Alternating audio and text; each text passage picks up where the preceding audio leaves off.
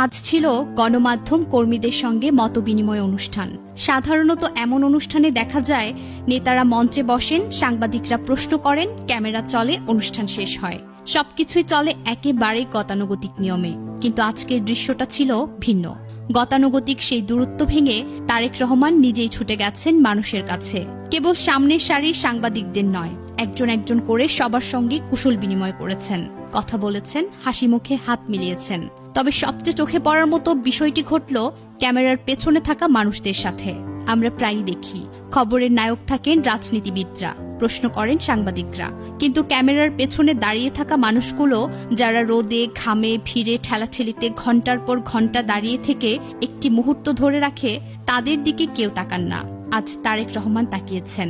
তিনি ক্যামেরাম্যানদের পাশেই ছুটে গেছেন, তাদের সঙ্গে কুশল বিনিময় করেছেন, হাত মিলিয়েছেন। কেউ উপর থেকে হাত বাড়িয়ে দিলে তারেক রহমান নিজেও সাদরে হাত মিলিয়েছেন।